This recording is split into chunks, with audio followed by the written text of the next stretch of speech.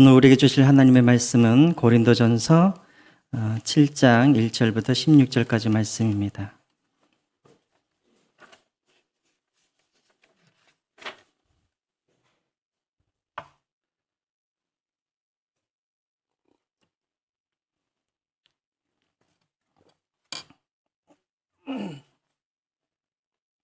고린도전서 7장 1절부터 16절까지 말씀 같이 한 절씩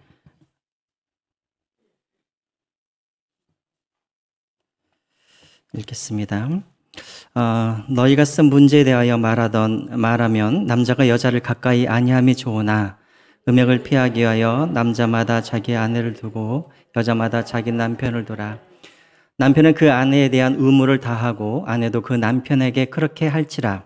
아내는 자기 몸을 주장하지 못하고 오직 그 남편이 하며 남편도 그와 같이 자기 몸을 주장하지 못하고 오직 그 아내가 하나님. 서로 분방하지 말라. 다만 기도할 틈을 얻기 위하여 합의상 얼마 동안은 하되 다시 합하라. 이는 너희가 절제 못함으로 말미암아 사탄이 너희를 시험하지 못하게 하려 함이라. 그러나 내가 이 말을 함은 허락이요 명령은 아니니라. 나는 모든 사람이 나와 같기를 원하노라. 그러나 각각 하나님께 받은 자기의 은사가 있으니 이 사람은 이러하고 저 사람은 저러하니라.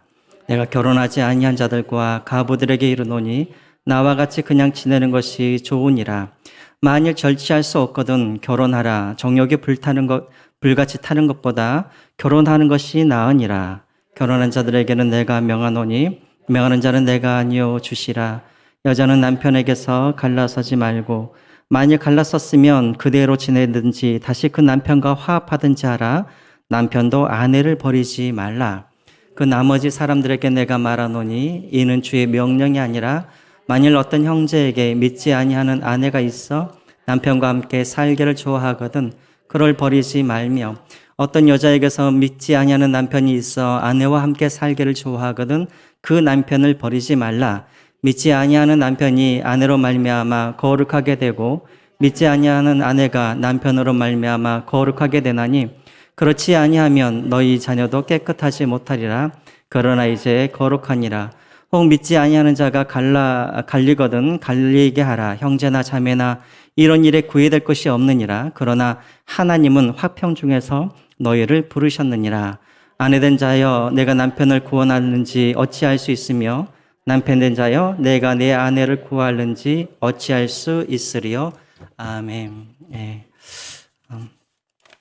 이 시간 또 가정에서 또 이곳에서 함께 드리는 여러분들 우리 성도님들의 가정에 또 여러분들의 삶 가운데 하나님의 은혜가 함께 하시기를 기도합니다.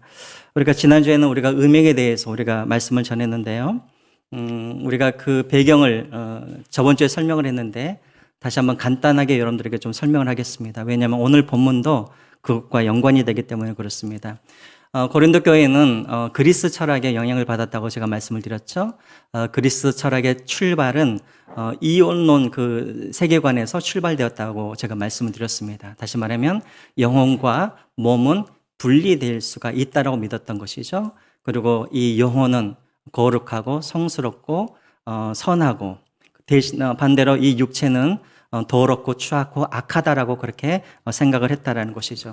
자, 그런데 이런 생각이 어디로 침투하게 되었냐면 고린도 교회 성도들 안에도 이런 사상들이 침투하게 되었던 것이죠.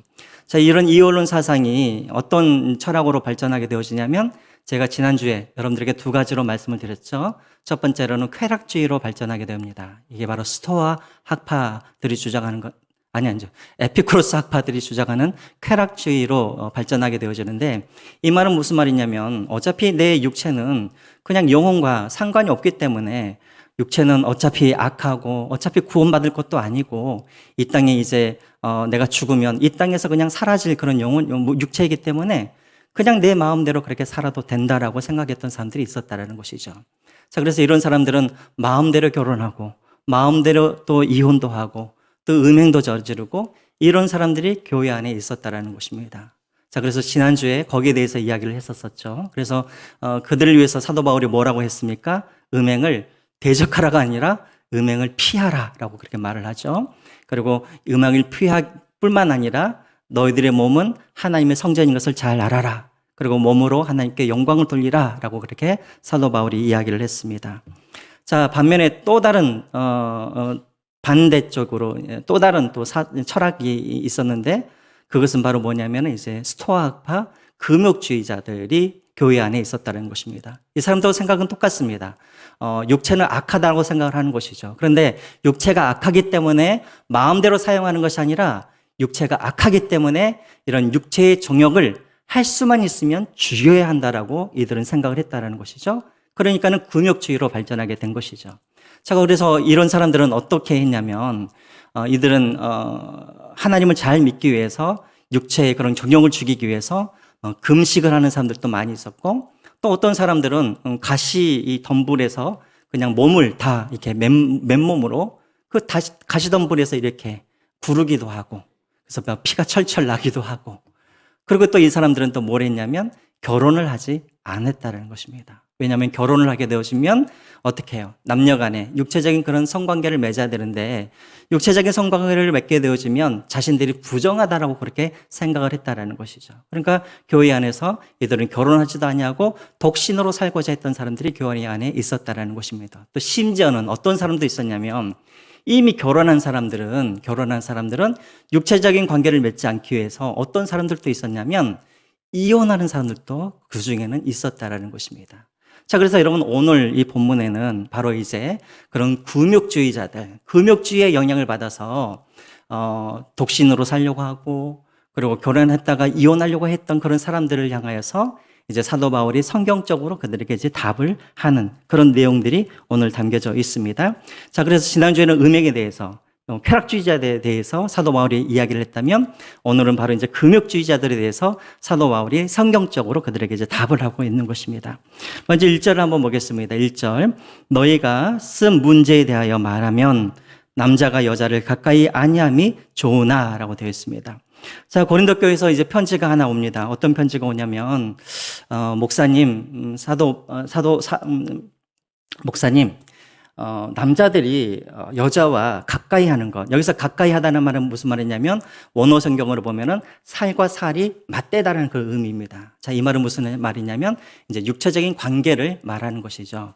지금 여기서 이제 질문을 하고 있는 거예요. 1절에서 무슨 질문이냐면 우리가 하나님을 잘 섬기기 위해서 우리가 하나님을 잘 섬기고 우리가 거룩한 그런 사람들이 되기 위해서 또 우리가 경건하기 위해서 남자와 여자가 이렇게 살이 섞는 것 이것은 좋지 않지 않습니까 하면서 그래서 결혼을 하지 않는 것이 더 낫지 않습니까? 라고 지금 고린도 교회에서 편지가 온 것이라는 것이죠. 자, 그래서 여기에 대해서 사도 바울이 2절에 이제 답을 하게 됩니다. 이렇게 답을 하죠. 음행을 피하기 위하여 남자마다 자기 아내를 두고 여자마다 자기 남편을 두라라고 되어 있습니다. 다시 말하면 너가 결혼하지 않고 혼자 살면서 기도하고 명상하고 말씀 읽고 그런다 그래서 네가 이 음행을 피할 수 있느냐? 그렇지 않다라는 거예요. 우리가 생각하는 것보다 음행이라는 이 죄는 강력하다라는 것입니다. 그래서 차라리 음행을 피하기 위해서 결혼을 안 하는 것보다는 차라리 음행을 피하기 위해서 결혼하는 것이 더 낫다라고 지금 사도 바울은 이야기하고 있는 것이죠. 자, 그런데 여러분 여기서 우리가 한 가지 오해해서는 안 됩니다. 우리가 결혼을 하는 목적은 음행을 피하기 위해서 결혼을 한다. 자, 이 말은 아닙니다. 그렇죠? 자, 이것은 지금 이 상황에서 고린도 교회의 상황에서 음행을 피하는 방법의 하나로 지금 사도 바울이 결혼이라는 이 제도를 네가 이용해서 네가 음행을 피하라는 말이지 결혼의 목적이 음행을 피하기 위해서 결혼을 한다 이런 의미는 아닌 것입니다. 자, 그것을 잘 기억하시고 지금 이제 사도 바울이 이야기하고 있는 것은 그건 거예요. 내가 음행을 피할 수 있다라고 자신감을 갖지 말라는 것입니다. 나는 절제할 수 있다. 나는 성욕이 없다. 이런 생각을 버리라는 것입니다. 이런 생각을 갖고 있는 사람들이 자꾸만 넘어지게 되는 것이죠. 그렇죠. 우리 주변에도 보면은 나는 거룩하고 나는 경건하고 오히려 이런 사람들이 어떻게 합니까? 더 쉽게 넘어지는 그런 경우를 많이 보게 되어지죠. 자, 그래서 사도 바울이 이제 결혼에 대해서 제안을 하면서, 그런데 이제 사도 바울이 결혼에 대해서 이야기를 하면서 어떤 이제 말을 하냐면, 그러면 결혼을 하게 되어지면, 그러면 다 음행을 피할 수 있는가? 또 그것은 아니라는 것입니다. 그래서 이제 이 부부들에게 3절부터 이제 5절까지는 이제 결혼을 한 이 부부들이 음행을 피하기 위해서 몇 가지 원칙이 있다라는 것이죠. 거룩한 부부가 되기 위해서. 그래서 몇 가지 원칙을 제시하고 있습니다. 여러분 그렇죠. 다윗도 마찬가지 아닙니까? 다윗도 이미 결혼을 했고 또 하나님과의 그런 좋은 관계를 맺고 있었음에도 불구하고 한순간에 시험이 들어서 음행에 빠지지 않습니까? 그래서 이제 사도 바울이 그러면 부부간에 원칙을 지금 이제 정해줘서 그들이 음행에 빠지지 않도록 몇 가지를 이제 제시를 하는데요. 첫 번째는 3절입니다. 3절. 우리 3절 같이 한번 읽어볼까요? 시작. 남편은 그 아내에 대한 의무를 다하고 아내도 그 남편에게 그렇게 할지라 라고 되어 있습니다. 의무를 다해라. 남편은 그 아내에게 의무를 다하고 아내는 그 남편에게 의무를 다해라 라고 되어 있습니다. 여러분 부부가 왜 자꾸만 싸웁니까? 부부가 싸우는 이유가 있죠. 부부가 자꾸 싸우는 이유는 나의 권리만을 주장하기 때문에 그렇습니다. 내가 내 아내에게 무엇을 해줘야 되는지 그 의무는 모른 채 자꾸만 권리만 주장하기 때문에 자꾸만 부부간에 그런 갈등이 생기는 것이죠. 자, 그래서 사도 바울은 너희들에게 의무가 있다라는 거예요. 자, 그런데 여러분 여기서 의무라는 이 단어는 이제 헬라어로 오페일레라는 단어를 사용하고 있는데 오페일레 이 단어는 무슨 뜻이냐면 채무 빚이라는 뜻을 가지고 있습니다. 다시 말하면 내가 아내를 대할 때 또 내가 남편을 대할 때 어떻게 대하라는 거예요? 내가 빚쟁이가 된 것처럼 그렇게 대하라는 거예요. 여러분들은 혹시 그 채권자들 이렇게 만나보신 적 있습니까? 저도 이렇게 빚을 져보지는 않았는데, 채무자가 채권자들을 대할 때 어떻게 대합니까? 이렇게 낮은 자세로, 겸손한 자세로, 그리고 꼭 빚을 갚겠다라는 그런 의무감을 가지고 그렇게 채권자를 그렇게 대하지 않습니까? 그런 마음으로 아내와 남편을 그렇게 대하라는 것입니다. 우리 이재호 장로님과 우리 박 권사님한테 항상 어떻게 해요? 내가 빚을 진 사람입니다 하면서 그런 마음으로 또 우리 박 권사님도 우리 장로님한테 내가 당신에게 빚을 졌습니다 하는 그런 마음으로 그렇게 서로를 대하라는 것입니다. 대체 어떤 빚을 갚으라고 하는가? 상대방의 필요를 잘 채워달라는 것이죠. 상대방의 그런 정서적인 필요, 그리고 상대방의 그런 영적인 필요 뿐만 아니라 상대방의 그런 육체적인 필요, 여기서 말하는 육체적인 필요란 어떤 성적인 욕구에 대한 필요까지도 상대방이 채워주어야 한다라는 그런 의미를 가지고 있습니다. 그러니까 여러분, 아내라는 분들은 밥만 해주는 분들이 아니라 항상 남편의, 빚진 자의 마음으로 남편의 정서적인 부분, 영적인 부분, 그리고 육체적인 필요까지도 채워줘야 할 그런 의무가 있는 것이고, 남편도 마찬가지입니다. 아내에게 그냥 돈만 벌어주면 나는 됐어가 아니라 남편도 항상 부인의 그런 정서적이고 그리고 영적이고 그리고 육체적인 그런 필요도 채워주는 그런 의무가 남편에게 있다라는 것입니다. 자, 그래서 여러분 숙제를 하나 내드릴게요. 오늘 여러분들 집에 가시면 여러분들의 그런 남편과 또 부인들에게 이렇게 말씀해 주시기 바랍니다. 내가 당신에게 큰 빚을 졌어. 이렇게 말씀하시기 바랍니다. 늘 이런 마음을 갖고 있어야 가정이 화목하고 갈등이 없습니다. 참고로 오늘이 제가 결혼한 지 20년이 되는 날입니다. 오늘이. 그래서 제가 얼마나 저희 아내한테 큰 빚을 졌는지 가난한 전도사한테 시집 와가지고 고생은 다 하고 그랬는데 저도 오늘 설교를 준비하면서 그래 나도 빚진 마음으로 내가 살아야겠다 항상 이제 그런 마음을 갖고 있습니다. 두 번째로 4절입니다. 이런 원칙을 가지고 살아라는 것이죠. 4절 한번 볼까요? 아내는 자기 몸을 주장하지 못하고 오직 그 남편이 하며 남편도 그와 같이 자기의 몸을 주장하지 못하고 오직 그 아내가 하나니. 무슨 말입니까? 아내의 몸은 누구 거라는 거예요? 남편의 것이라는 것입니다. 그럼 남편의 몸은 또 누구의 것이라는 거예요? 아내의 것이라는 것이죠. 자, 이 말은 무슨 말이냐면 남편은 아내의 것이기 때문에 남편은 오직 누구에게만 이 몸을 사용해야 돼요? 아내에게만 사용을 해야 돼요. 아내가 아니라 밖에 가서 다른 여자한테 이 몸을 사용하면 된다는 거예요? 안 된다는 거예요? 안 된다라는 것이죠. 아내도 마찬가지라는 것입니다. 또 여기에는 이제 성적인 이제 그런 육체적인 그런 관계에 대한 이야기도 있는데 또 이 말은 무슨 말이냐면 부부가 서로 육체적인 어떤 관계를 할 때 내 마음대로 거부하지 말라는 것입니다. 내 몸은 내 몸이기 때문에 당신 내 몸에 손대지 마. 이룰 수 없다라는 것입니다. 내 몸은 남편의 것이기 때문에 또 남편의 몸은 나의 것이기 때문에 서로가 그렇게 나의 것으로 그렇게 주장하지 말고 그렇게 이제 사용하라라고 그렇게 이야기를 하고 있습니다. 자, 그래서 여러분 그 예가 어디에 나와 있냐면 5절에 이제 그 예를 들고 있는 것이죠. 5절 제가 읽겠습니다. 서로 분방하지 말라. 다만 기도할 틈을 얻기 위하여 합의상 얼마 동안은 하되 다시 합하라. 이는 너희가 절제 못함으로 말미암아 사탄이 너희를 시험하지 못하게 하려 함이라라고 되어 있습니다. 자, 이 말은 왜 나와 있냐면 당시 금욕주의자들이 그렇게 했다라는 거예요.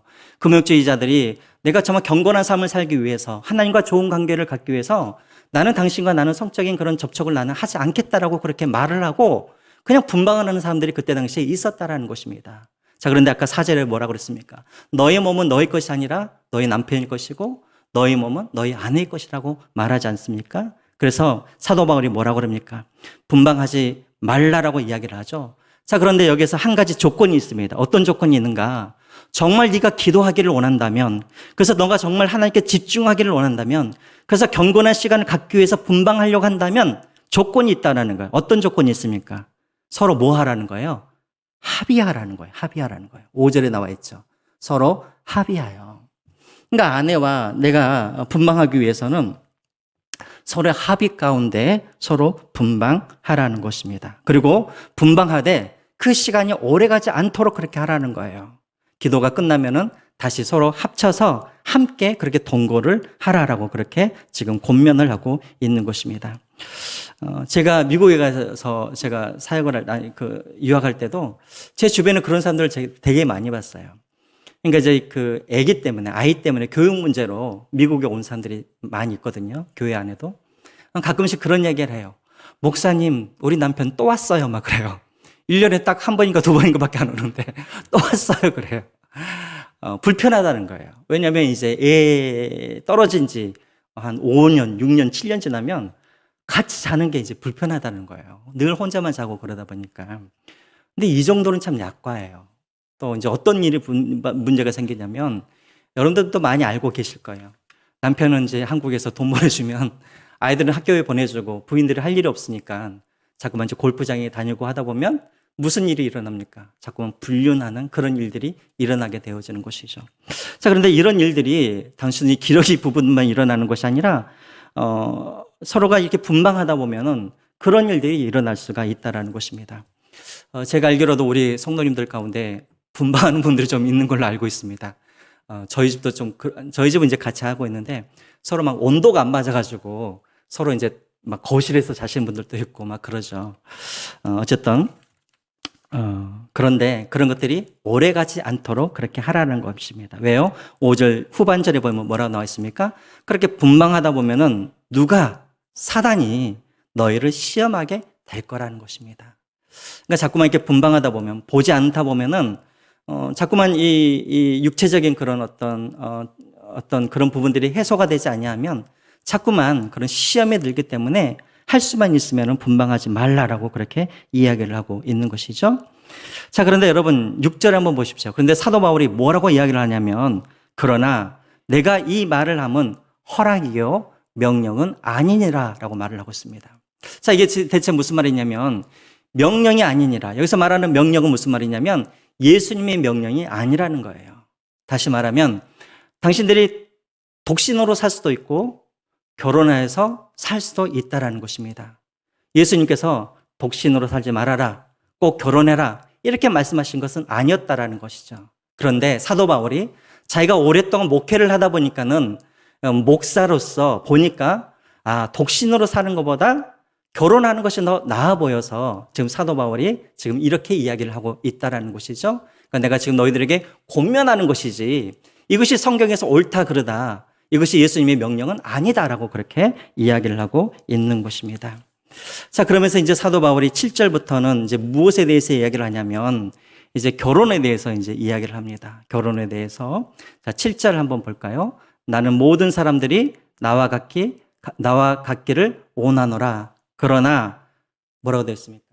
하나님께 받은 자기의 은사가 있으니 이 사람은 이러하고 저 사람은 저러하니라. 여러분 지금 사도 바울이 모든 사람이 나와 같기를 원한다. 이게 무슨 말이겠습니까? 모든 사람들이 나와 같기를 원한다. 사도 바울은 결혼을 했습니까? 안 했습니까? 예. 그런데 뭐 어떤 학자들은 의견이 분분해요. 사도 바울은 결혼을 했다라고 하는 사람들도 있어요. 왜냐하면 유대인들은 사실은 납비가 되려면 사실은 결혼을 하고 납비가 되어야 하거든요. 그래서 결혼을 했다는 사람들도 있고 또 사도 바울이 이혼을 했다는 사람들도 있고 막 그러는데 어찌됐건 우리가 거기까지 나갈 필요는 없고 지금 사도 바울이 독신으로 살고 있지 않습니까? 사도 바울이 지금 다른 사람들에게 이야기를 하는 거예요. 너희들이 나와 같이 독신으로 살기를 내가 원한다라고 그렇게 이야기를 합니다. 왜 그렇습니까? 사도 바울은 곧 예수님이 오실 줄 이 사도 바울은 믿었기 때문이죠.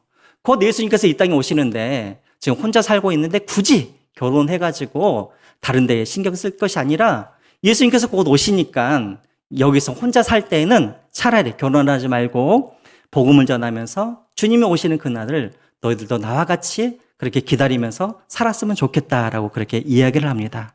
자, 그런데 거기도 또 한 가지 조건이 있어요. 어떤 조건이 있냐면 뒤에 뭐라고 되어 있습니까? 자기의 은사가 있는 사람들만, 은사가 있는 사람들만.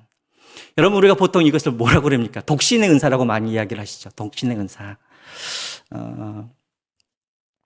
은사가 있는 사람들. 다시 말하면 혼자서 독신으로 살아도 내가 음행에 빠지지 않냐고 그리고 하나님의 능력, 하나님께서 주시는 그 능력으로 내가 이겨낼 수 있는 사람들만 그렇게 독신으로 살아라라고 지금 그렇게 이야기를 하고 있는 것입니다. 제가 청년부 사역을 할 때 매 해년마다 꼭 그런 청년들이 하나가 있어요. 몇 년 전에도 이제 나이가 좀 있는 우리 여자 청년이 저한테 와가지고 목사님 저는 독신의 은사가 있는 것 같아요. 막 그러는 거예요.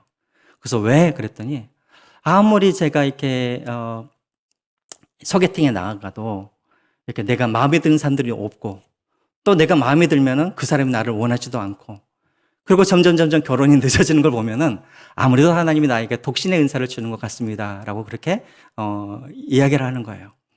제가 그럴 때마다 단호하게 이야기를 해요. 내가 보기엔 너는 독신의 은사가 없는 것 같아. 왜냐하면 독신의 은사가 있으면은 아예 소개팅 자리에도 나가지도 않죠. 근데 그 친구는 항상 결혼을 하고 싶은 거예요. 근데 결혼이 잘 안 되니까 스스로가 나는 독신의 은사가 있는 것 같아요. 그렇게 이야기를 해요. 여러분 그것은 독신의 은사가 아닌 거예요. 단지 내가 짝을 못 만난 것이고 아직 때가 안 된 것이지 그것은 독신의 은사가 아닙니다. 우리 청년들 잘 기억하시기 바랍니다. 독신의 은사는 어떤 게 독신의 은사인가? 8절과 9절에 그게 나와 있습니다. 다시 한번 여러분 사도 바울이 이제 다시 재차 이야기를 합니다.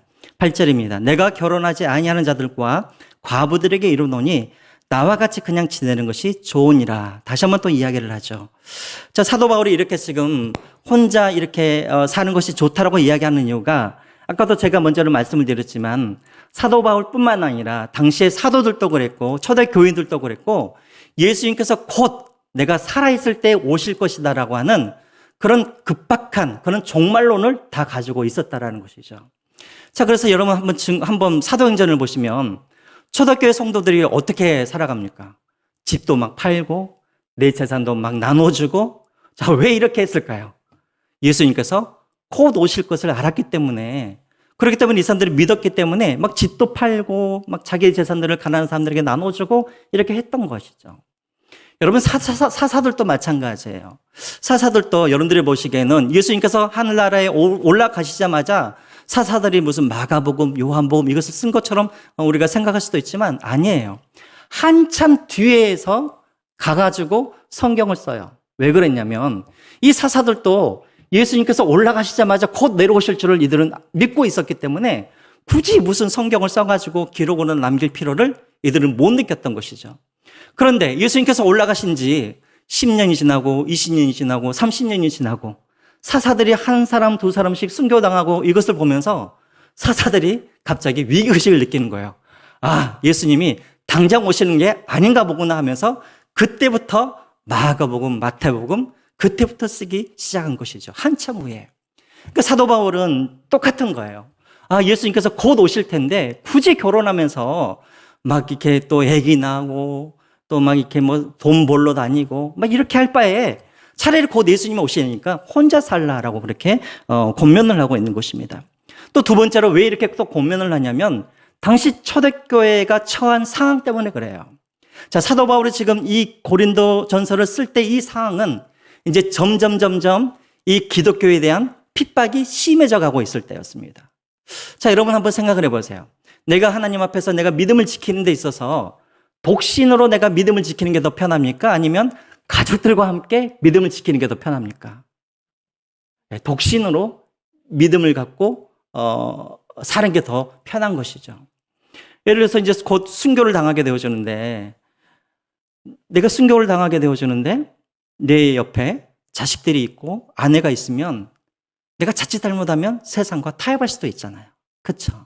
자, 그러니까 사도 바울이 이런 핍박이 지금 점점 핍박이 심해지고 있는 이 상황에서는 차라리 독신으로 믿음을 지키기가 더 수월하였기 때문에 사도 바울은 그들에게 독신으로 사는 게 낫다라고 그렇게 이야기를 하는 거예요. 그러나 여기에도 조건이 있습니다. 어떤 조건이요? 9절에 보시면은 절제할 수 있어야 된다는 거예요.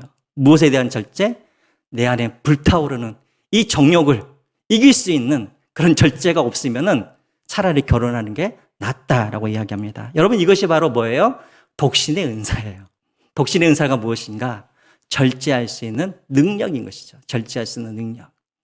그리고 내 안에 정욕으로 불타가지고 막 이 정욕을 죽이는데 시간을 낭비하고 막 그런 것이 아니라 독신의 은사가 있으면 이런 정욕의 그런 불타는 그 정욕이 아니라 뭐 하나님의 열심으로, 뭐 하나님의 사랑으로, 뭐 비전으로 불타오르겠죠. 자, 그래서 이것이 바로 독신의 은사라는 것입니다. 그러니까 사도 바울은 그거예요. 결혼을 하지 않아가지고 막 맨날 나 자신을 막 정욕에서 피하기 위해서 맨날 그것을 피하기 위해서 싸우고 시간 낭비하고 에너지 낭비하는 것보다는 차라리 결혼을 해서 단정한 그런 몸가짐과 온전한 정신으로 주님을 섬기는 것이 더 낫다라는 것입니다. 여러분, 우리 주변에도 그런 경우가 많이 있죠. 아마 여러분들도 그런 경험을 했을 거예요. 금식도 마찬가지죠. 금식도. 어떤 분들은 금식을 하면은 진짜로 막 몸이 안 좋으신 분들이 있어요. 근데 그런 분들은 금식을 안 하시고 그냥 기도하시면 될 텐데 굳이 금식을 한다고 해가지고 하루도 안 지나서 막 아프고 누워있고 그러면서도 먹으라 그러면 먹지도 않고 나는 금식해야 된다고. 근데 그것은 금식이 아니라 뭐예요? 굶식이죠, 굶식. 뭐 어떤 분들은 병원에 실려가면서도 나는 절대 안 먹겠다고 하시는 그런 분들도 계시는데, 여러분, 차라리 내가 하나님께서 은사를 주시지 아니하고 능력을 주시지 아니하시면 여러분 그냥 온전한 정신으로 건강한 몸으로 하나님 앞에 기도하는 것이 낫지, 내가 정말 그것을 이겨내지도 못하는데 금식을 한다고 자꾸만 거기에만 신경 쓰다가 기도하지 못하는 그런 일들은 하면 안 되겠죠. 지금 여러분 독신도 마찬가지라는 것입니다. 자, 그리고 여러분 이제 어쨌든 결혼에 대해서 이렇게 이야기를 하고 있고, 이제 10절부터는 무엇에 대해서 이야기를 하냐면 이혼에 대해서 이야기를 합니다. 이혼에 대해서. 근데 이혼에도 이제 두 가지 종류가 있어요. 첫 번째 10절과 11절은 어떤 사람들의 이혼이냐면 부부가 다 예수님을 믿는 사람들의 이혼에 대해서 이야기를 하고 있고, 그 다음에 12절부터 그 후반절까지는 바로 부부 중에 한 배우자가 예수님을 믿지 않는 경우에 이혼에 대해서 이야기를 하고 있는 것입니다. 먼저 10절과 11절에 보면은 성도들이 있는데 이 부부가 예수님을 믿고 있는데 이들이 이혼을 했다라는 거예요. 왜 이들이 이혼을 했는가? 제가 아까도 여러분들에게 말씀을 드렸었죠. 고린도 교회 성도들 안에는 어떤 사람들이 있었냐면 이런 금욕주의의 영향을 받아서 성적으로 그렇게 접촉하는 것이, 역체적인 관계를 맺는 것이 나를 부정하게 한다라고 생각을 해서 그래서 분방하는 사람들도 있었고, 아예 분방할 바에는 차라리 이혼해서 혼자 사는 게 낫겠다 해서 이혼하는 사람들이 고린도 교회 안에는 있었다라는 것입니다. 자, 그래서 그런 사람들을 위해서 10절과 11절에 지금 사도 바울이 이렇게 이야기를 하고 있는 거예요. 자, 제가 읽겠습니다. 결혼하는 자들에게는 내가 명하노니 명하는 자는 내가 아니요 주시라 라고 되어 있습니다. 여자는 남편에게서 갈라서지 말고 만일 갈라섰으면 그대로 지내든지 다시 그 남편과 화합하든지 하라. 남편도 아내를 버리지 말라라고 그렇게 이야기합니다. 여러분 10절에 보시면 뭐라고 그럽니까? 이것은 권면이 아니라 뭐라고 되어 있어요? 명령이라고 되어 있죠. 자, 누구의 명령이라는 것입니까? 예수님의 명령이라는 것이죠. 예수님께서는 뭐라고 명령하셨습니까? 절대 이혼을 해라 하지 말아라. 이혼하지 말아라라고 예수님께서는 이 복음서에서 그렇게 말씀을 하셨었죠. 마태복음 19장에 보시면은 거기에서도 예수님이 이혼하지 말라라고 말씀하고 계시고, 마가복음 10장에도, 그리고 누가복음 16장에도 예수님께서는 절대 이혼하지 말라라고 그렇게 이야기를 하고 있습니다. 자, 그런데 마태복음에서만은 또 한 가지 예외를 두고 있어요. 이혼을 하면 안 되는데 한 가지 예외가 있는데, 어떤 경우에는 이혼을 할 수 있다고 되어 있습니까? 배우자가 뭐 할 때? 네, 음행할 때. 이때에는 이혼을 할 수 있다라고 예수님께서 말씀하십니다. 그 외에는 이혼하지 말라라고 그렇게 말씀을 하세요. 왜요? 이 결혼은 누가 짝지어 주셨기 때문에, 하나님이 짝지어 주셨기 때문에 사람들이 그 부부의 관계를 둘을 나눌 수 없다라고 그렇게 말씀하십니다. 자, 이것이 바로 예수님의 기본적인 원칙이라는 거예요. 자, 그런데 11절에서는 그러면 대체 무슨 말인가? 만약 갈라섰으면 그대로 지내든지 다시 그 남편과 화합하든지 하라. 자, 여러분, 이 배경을 여러분들이 잘 이해를 하셔야 돼요. 제가 아까 이 배경에 대해서 이야기를 했죠. 이 사람들은 이 남편이 미워서, 이 부부 갈등이 있어서 이들이 이혼한 것이 아니라, 왜 이혼을 했다고요? 내가 하나님 앞에서 경건하게 살기 위해서, 하나님을 잘 섬기기 위해서 이 부부가 서로 이혼을 했다라는 거예요. 자, 그런데 기왕에 너희들이 이혼을 했으면, 사도 바울이 뭐라고 그러냐면, 기왕에 이혼을 했으면 그냥 그렇게 혼자 살아라라고 그렇게 이야기를 해요. 그런데 만약에 그것을 너희들이 절제하지 못하고 정욕으로 해서 너희들이 불타고 있으면 다시 결혼을 하라는 거예요. 근데 다시 결혼할 때는 누구와 결혼을 하라고 되어 있습니까? 전에 이혼하던 남편과 다시 결혼을 하라라고 지금 이야기를 하고 있는 거예요. 여러분, 이것을 여러분들이 잘 이렇게 배경을 잘 아시고 해석을 해야 돼요. 왜냐하면 오늘날에 어떤 분들은 이 구절을 가지고, 이혼하신 분들 중에 이 구절 때문에, 내가 이혼한 남자와 재혼을 하려고 그러면 나는 옛날 내 남편하고 다시 결혼을 해야 되는가? 이런 생각을 갖고 있는 분들도 있다라는 것이에요. 그런데 여러분, 옛날에 그 남편과 막 싸우고, 막 내가 막 이렇게 서로 막 다투고, 그렇게 해서 이혼을 했는데, 내가 재혼을 하려면 그 남편과 다시 결혼을 해야 한다 그러면 누가 여러분 결혼을 하겠습니까? 그렇죠? 근데 여기서 말하는 것은 그런 재혼이 아니라 바로 신앙 때문에 이혼한 사람들에 대한 이야기라는 것입니다. 여러분, 이해가 되시죠? 자, 그런데 여러분, 여기서 이제 우리 한 가지 이혼에 대해서도 우리가 좀 한번 좀 생각을 해봤으면 좋겠습니다. 물론 지금 이 본문은 뭐 어떤 경우에는 이혼을 해야 되고 어떤 경우에는 이혼을 하지 말아야 되고, 지금 이혼이 사실은 이 본문의 주제는 아닌 거예요. 그런데 이제 지금 예수님께서 왜 이혼을 하지 말라고 했는가? 우리가 그 배경을 우리가 잘 알아야 된다는 것입니다. 아마 여러분들 중에서도 많이 알고 계실 텐데, 예수님께서 사셨던 그때 시대에는 예수님께서 지금 이혼하지 말라라는 이 말은 누구에게 하는 이야기였냐면 유대인들에게 하는 이야기였습니다. 그쵸? 유대인들에게 너희들은 이혼하지 말라라고 지금 그렇게 말씀하셨는데, 당시 왜 예수님께서 이혼하지 말라고 그랬냐면, 당시에 이혼할 수 있는 이 고난은 누구만 가지고 있었습니까? 여자들이 남자에게 이혼하겠다라고 이렇게 말할 수 있었나요? 그때 당시에는 없었어요. 그때 당시 이혼을 할 수 있는 그런 고난은 누구에게 있었냐면 오직 누구만 갖고 있었어요? 남자들이 갖고 있었단 말이시죠. 자, 그런데 왜 예수님께서 이혼을 하지 말라고 했냐면, 남자들이 자신들의 그런 육체적인 정욕을 채우기 위해서 이 이혼이라는 제도를 이 남자들이 이용했었다라는 것입니다. 쉽게 예를 들자면, 내가 결혼 생활을 하고 있는데 옆집 여자가 너무나 아름다운 거예요. 그러니까 남자가 내가 정말 저 여자와 한번 내가 살아보고 싶다. 그러니까 어떻게 해요? 이 부인에게 이혼 증서를 써가지고 부인하고 이혼을 해버리는 것이죠. 이혼을 하는 것이 아니라 정확하게 말하면 여자를, 자기 부인을 버려버리는 거예요. 그리고 나서 옆에 있는 그런 여자와 결혼을 한다는 것입니다. 자, 그러니까 여러분,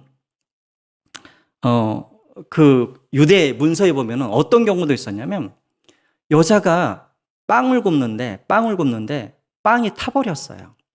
빵이 탔다고 남자가 그 자리에서 당신 나랑 이혼해야 돼 하면서 이혼 증서를 써주는 그런 경우도 있었다는 거예요. 실제적으로. 그러니까 이 여자, 같이 사는 이 부인이 실직 나거나 부인하고 살기 싫으면 남자들은 언제든지 여자들을 버려버릴 수가 있었던 것이죠. 이것을 자꾸만 이용하면서 남자들이 육체적인 그런 정욕들을 자꾸만 채워갔었어요. 또 한 가지. 그러면 여자들이 버림을 받으면, 이혼을 당하면 그때 당시 여자들이 직업을 가질 수가 있습니까? 없습니까? 직업을 가질 수가 없는 것이죠. 그럼 이혼을 당한 그 여자들은 혼자서 어떻게 살아갑니까? 살아갈 수가 없잖아요. 그럼 어떻게 해야 돼요? 또 다른 남자와 또 마음은 맞지 않지만, 사랑하지는 않지만 당장은 먹고 살아야 되니까 어떻게 해요? 또 할 수 없이 결혼을 하는 그런 일들이 반복적으로 일어나게 된다라는 것이죠. 자, 그래서 사실은 예수님께서 이혼하지 말라는 건 뭐냐면 바로 이 여자들을 보호하기 위해서 예수님께서 그렇게 이혼하지 말라라고 지금 그렇게 이야기하고 있는 것이죠. 그래서 여러분 요한복음 4장에 보면은 사마리아 여인 나오잖아요. 사마리아 여인. 사마리아 여인이 남편이 몇 명이었습니까? 5명이었죠. 5명. 5명의 남자와 이혼을 했다 그래서 어떤 사람들은 저 사마리아 여인은 남편을 5번이나 바꾼 그런 몸을 파는 여자이고 저 여자는 무슨 창녀라고 그렇게 해석하는 사람들도 있는데 절대 그것이 아니에요. 그 여자는 어떤 말이에요? 5번이나 뭐 했다라는 거예요?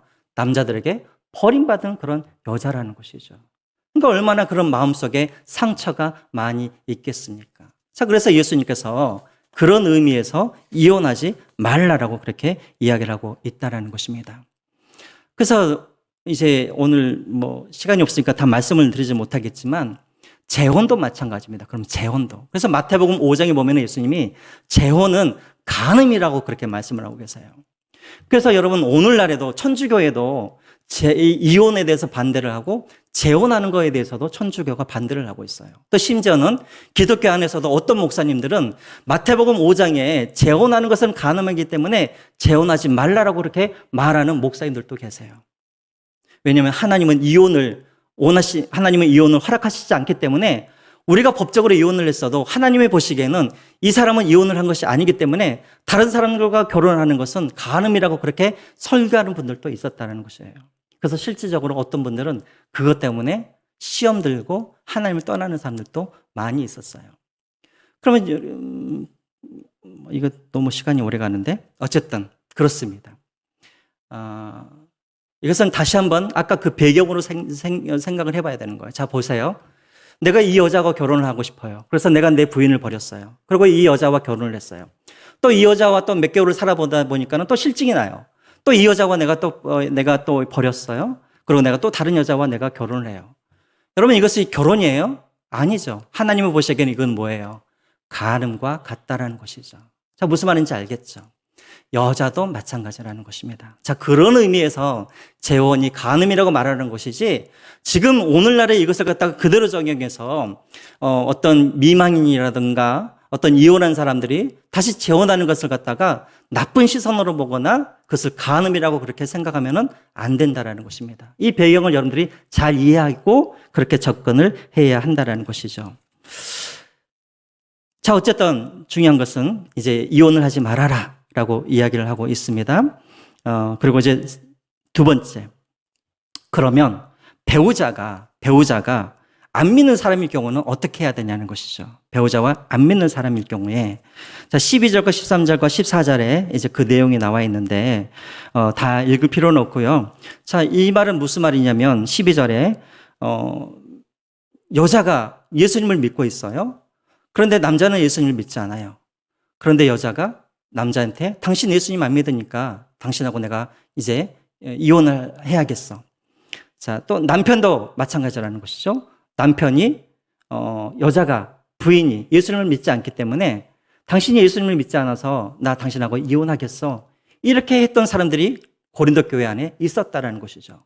자, 왜 이런 생각을 갖게 되었냐면 아까도 말했던 것처럼 성적인 관계를 갖게 되어지면 부정하다고 생각했던 사람들이 있었고 또 한 가지는 무엇이냐면 구약시대 때 보면은 여러분 구약시대 때 보면은 이방인과 이스라엘 백성들이 서로 결혼을 하게 되어 있습니까? 안 되어 있습니까? 안 되죠.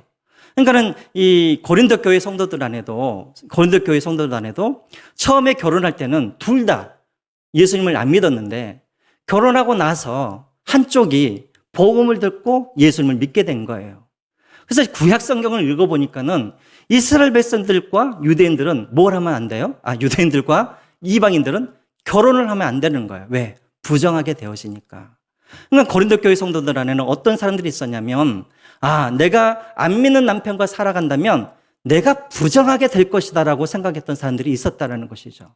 그래서 내가 거룩하기 위해서 내가 그 사람들과 이혼을 해야 된다라고 생각을 하고 실질적으로 이혼하는 사람들이 있었다라는 것입니다. 그런데 사도 바울이 그 생각은 잘못되었다라는 거예요. 왜 그러냐면 14절 한번 보겠습니다. 14절.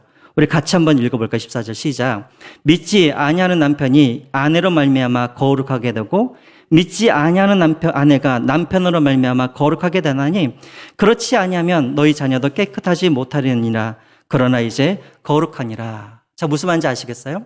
자, 이 사람들은 어떻게 생각을 했냐면 믿지 않는 사람들과 같이 내가 살아가면 내가 부정한 것으로 그렇게 생각을 해서 이혼을 하려고 했는데 사도 바울은 지금 뭐라고 그러냐면 그게 아니라는 거예요.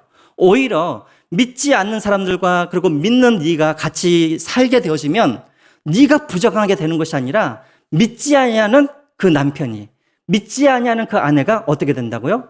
거룩하게 되어진다라는 것입니다. 그러므로 이혼하지 말라라고 그렇게 이야기를 해요. 어떤 경우에 이 믿지 않는 이 남편이나 아내가 계속해서 나와 같이 살고자 한다면 이혼하지 말라라는 것입니다.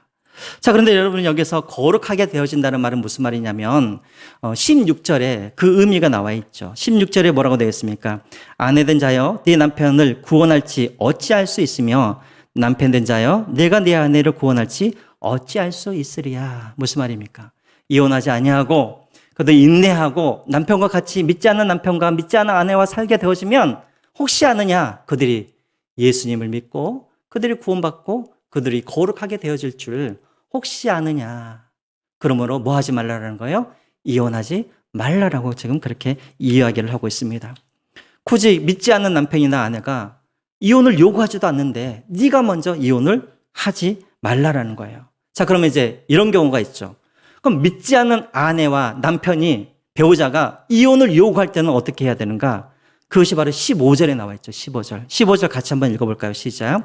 혹 믿지 아니하는 자가 갈리거든 갈리게 하라.